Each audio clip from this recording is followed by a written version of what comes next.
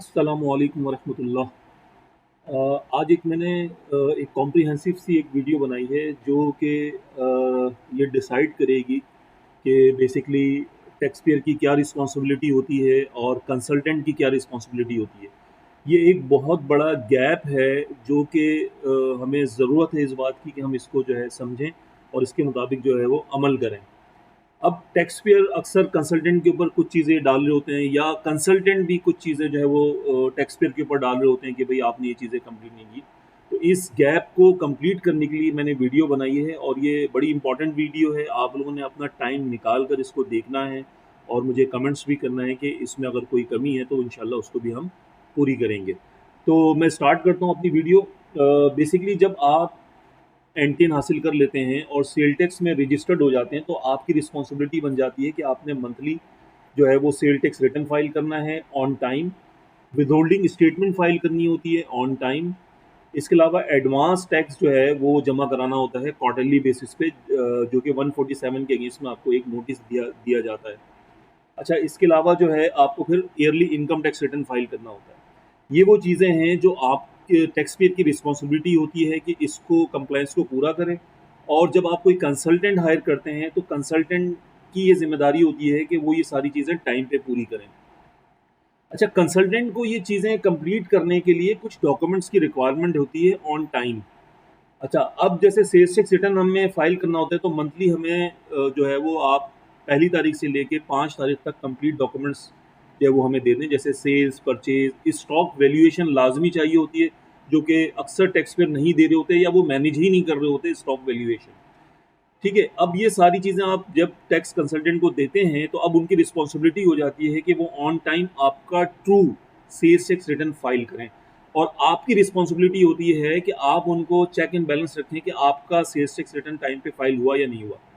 अब ये चीज़ें कुछ आ जाती हैं कि आपके सप्लायर ने अगर टैक्स रिटर्न नहीं फाइल किया हुआ होता तो जिसकी वजह से रिटर्न फाइल नहीं हो रहे होते। ये एक मसला है जो कि आपने और जो भी आपके कस्टमर हैं या सप्लायर उनके साथ मिलकर हल करना होता है।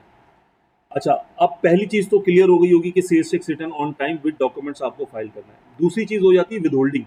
विदहोल्डिंग बेसिकली ट्रांजैक्शन वाइज होती है। अगर आप सेल टैक्स में रजिस्टर्ड होते हैं और एनटीएन होल्डर होते हैं और आपका टर्नओवर 10 करोड़ रुपए से ज़्यादा है तो आप जो सर्विसेज ले रहे हैं या कोई परचेजिंग कर रहे हैं तो उसके ऊपर आपने जो है वो इनकम टैक्स विदहोल्ड करके गवर्नमेंट को जमा कराना है। मतलब सप्लायर का आपने टैक्स विदहोल्ड करना है और आगे जमा कराना है। अच्छा, जिसका टर्नओवर 10 करोड़ रुपए नहीं है उसके ऊपर सप्लायर सर्विसेज पे तो एप्लीकेबल नहीं है, लेकिन अगर उसके एम्प्लॉय हैं, स्टाफ है, तो वो जो है उनका टैक्स ज़रूर विदहोल्ड करेंगे ऑन सैलरी के ऊपर।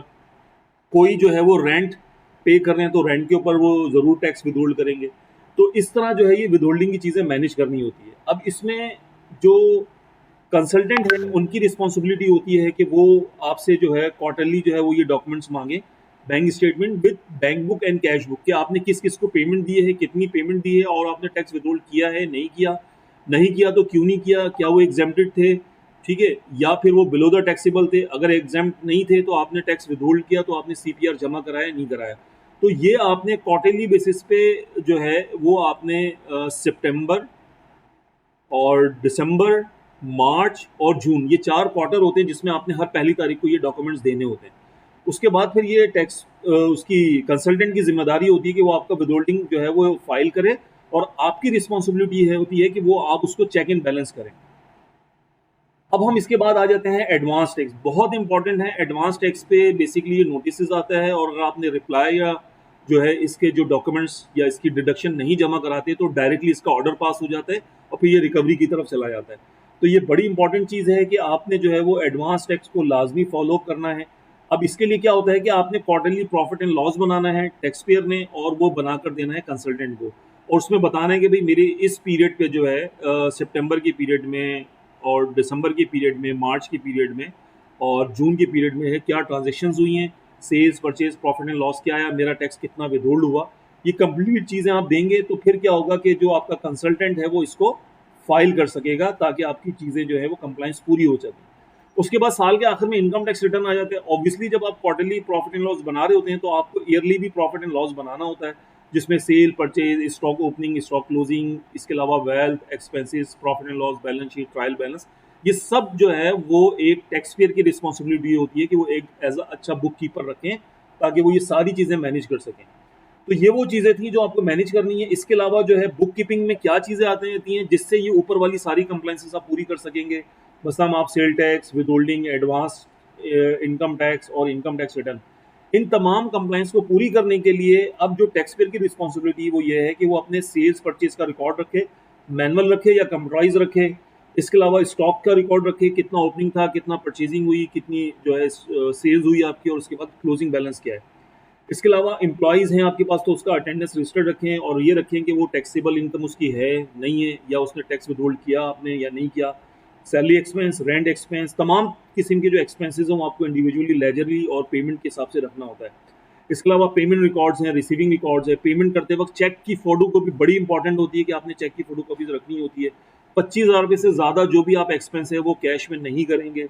इसके अलावा जो रिसीविंग है, कस्टमर से जो आपको पैसा आ रहा होता है उसका चेक की कॉपी, उसकी स्लिप्स की कॉपी ये आपने रखनी होती है।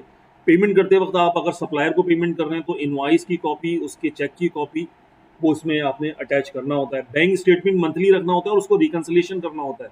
लाजमी चीज़ है, रिकन्सिलेशन आपने लाजमी करनी है। अच्छा, ये तमाम रिकॉर्ड्स आपको मिनिमम 6 साल तक रखने होते हैं। इसके अलावा trial balance, income statement, balance sheet, ये तीनों चीज़ें आपको मंथली बनानी होती है ताकि आपको पता चले कि आपका प्रॉफिट एंड लॉस क्या है, आपके एक्सपेंसेस क्या हैं, जो कि आपके इनकम टैक्स में हिट हो रहे होंगे, जो आपके सेल्स टैक्स में हिट हो रहे होंगे, जो आपके विद होल्डिंग में हिट हो रहे होंगे।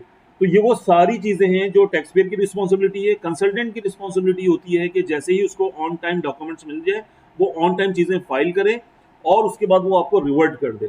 और टैक्स पेयर को चाहिए कि वो फॉलो अप रखें, ये जो डेट मैंने ऊपर दिया हुआ है कि मंथली रिटर्न फाइल हो रहा है नहीं हो रहा है, quarterly with holding statement file हो रही है नहीं हो रही, एडवांस टैक्स आपका जमा हो रहा है या नहीं हो रहा। ठीक है। उसके बाद जब ये नोटिस इस सेक्शन के वाइज आते हैं तो फिर कंसल्टेंट की रिस्पॉन्सिबिलिटी होती है उसका रिप्लाई करें। अच्छा, कंसल्टेंट के ना दो काम होते हैं। एक होता है रिटर्न फाइलिंग जिसका वो आपको मंथली चार्ज कर रहे होते हैं। जो भी मंथली, क्वार्टरली या ईयरली फाइल कर रहे हैं तो वो उनकी रिस्पॉन्सिबिलिटी होती है कि वो उसको फाइल करेंगे और उससे पैसे ले लेंगे। लेकिन जब नोटिसेस वगैरह आ जाते हैं तो उस नोटिसेस को हैंडल करने के लिए एक अलग जॉब हो जाती है। फिर कंसल्टेंट से आप उसको डिस्कस करेंगे। इसके अलावा आपने जो बड़ी इंपॉर्टेंट चीज़ है कि हर महीने या वीकली एटलीस्ट आपने अपना इनबॉक्स चेक करना है कि कोई आपको नोटिस तो नहीं आया हुआ है। वो थ्रू एसएमएस, थ्रू ईमेल आपको लाजमी आता है।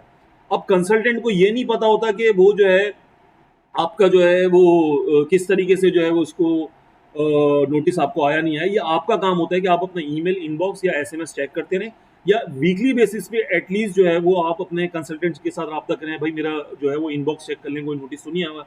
या आप खुद भी चेक करें, आईडी पासवर्ड लेके आप उसको खुद भी चेक करें कि आपको कोई नोटिस तो नहीं आया हुआ, ताकि आप ऑन टाइम उसका रिप्लाई कर सकें, शोकाज या आपको ऑर्डर पास ना हो। तो ये कंप्लीट मैंने कॉम्प्रिहेंसिव सी रिपोर्ट बना दी है। इसमें कोई चीज़ समझ में नहीं आए तो आप मुझे व्हाट्सअप करें, मेरी टीम या मैं आपको उसका जवाब दूंगा ताकि आप बेहतर से बेहतर कर सकें। Thank you very much.